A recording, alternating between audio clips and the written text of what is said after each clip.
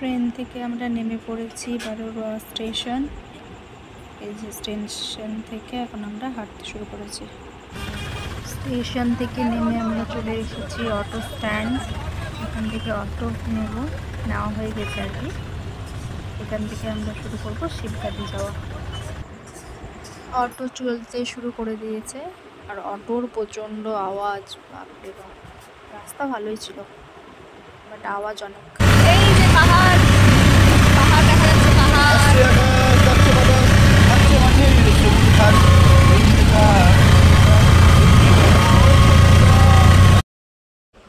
দেখলেন তো অটোর কত সাউন্ড, পুরো রাস্তা কান মাথা খেয়ে নিয়েছে।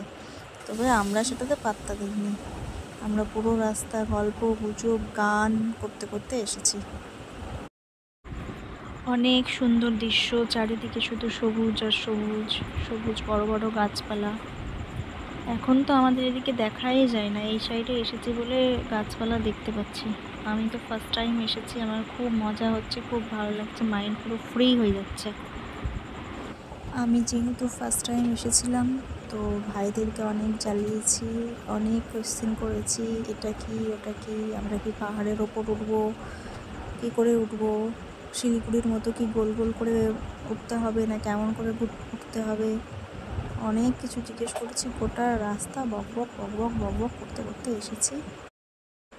শুধুই যে বকবক করেছি তা না, অনেক গান করেছি, সবাই মিলে একসাথে গান করতে করতে এসেছি। ট্রেনেও তাই, ট্রেনের কাকিমারা যারা ছিল বগিতে তারা খুব এনজয় করছিল, হাসছিল, হাততালি দিচ্ছিল। গান করি না, এমনি জাস্ট ফান করতে করতে আসছিলাম আমরা সবাই। খুব ভালো লাগছিল আমার, যে পাহাড় ভালো লাগছিল। আর সেদিনের ওয়েদারও খুব সুন্দর ছিল, বৃষ্টি বৃষ্টি ভাব ছিল। এরকম বাড়ি আমি ফার্স্ট টাইম দেখেছিলাম।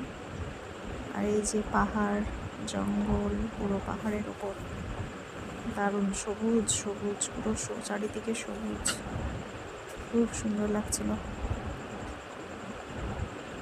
আর বৃষ্টি বৃষ্টি ওয়েদার ছিল না, হাওয়াটাও বেশ ঠান্ডা ঠান্ডা লাগছিল, যেমন পাহাড় থেকে ঠান্ডা ঠান্ডা হাওয়া আসে একদম ওইরকম লাগছিল, খুব ভালো লাগছিল।